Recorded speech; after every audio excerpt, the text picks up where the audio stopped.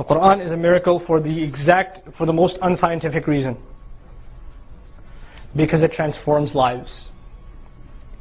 To this day, there are people, they'll be the last person you would think would be a Muslim.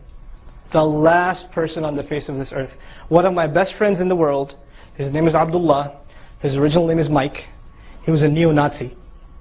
Tattoos all over his body. He's memorizing Qur'an right now. He was actually he was up there, and he's actually talking to a couple of gangs in New York State prisons, and talking to them about Islam, some of the head leaders of the white supremacist crew, because they're old friends. Last person you would imagine would be a Muslim. And he's one of my best friends, and by the way, he married a black woman, by the way. And yeah. And they have 4 kids. Yeah, subhanAllah. And this man, you know how he became Muslim? He says, one day I had a fight with my mother, I punched her in the head, I got really mad at myself, so I had to find somewhere to go where the cops wouldn't look for me, so I went to the library.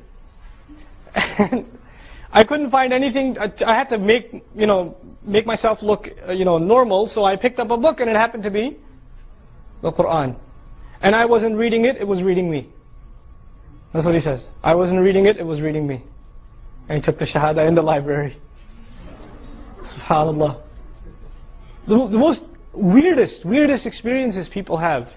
When they read the Qur'an, it just completely transforms their lives. My daughters go to an Islamic kindergarten, preschool. I started it, I was the principal first. But I quit when we found a suitable replacement. The replacement is a woman. She's Japanese. She was born in Japan, she migrated here. And she was a very high-power executive downtown. She used to work on Wall Street. And you know how they have those vendors in Wall Street that sell like shawarmas and stuff like that? We call them chicken guys, right?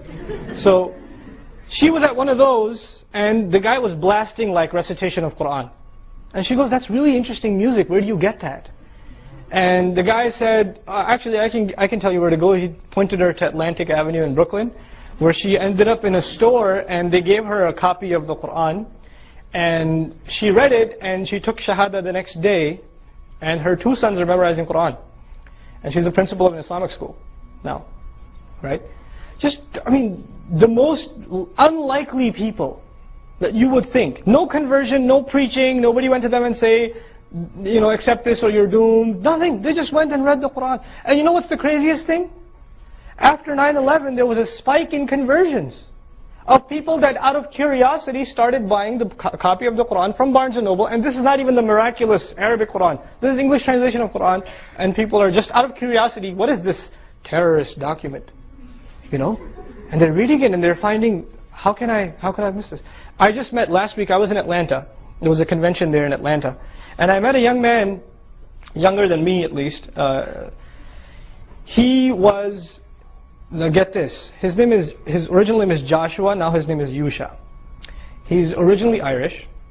He was studying Orthodox Christianity, studying to become a scholar. He was studying Hebrew, Aramaic, he was studying the ancient language, Latin even, to study the Bible in its original texts. And he heard a sermon one day about Islam and how it's an evil religion, right? And he thought to himself, after all the Bible I've studied, I can't think the Bible is the truth. But one thing's for sure, of all the other religions I'm going to explore, Islam will never be one of them, because it's an evil faith. He wasn't convinced of the Bible. The more he studied it, the less convinced he became. And then finally, one day, the funny thing is, he was studying at a church. The wall to the masjid is about a foot apart. He was studying at this place. And he used to park his car in the masjid, at the mosque, and then go to church. For 10 years he was doing this, since he was an early teen. And then one day somebody saw him and said, "Hey, the Friday prayer is going on," because he was going on Friday to church to speak to his priest. And they didn't know that he's not a Muslim, because he's parking in the mosque parking lot. So they said, "Okay, whatever, I'll check it out." He goes in, listens to the sermon, takes Shahada, becomes a Muslim. So this, to me at least in our times, the strangest stories of people in the Western world. People that you would never have imagined coming to Islam. This is probably, to me at least, the greatest miracle in the Qur'an.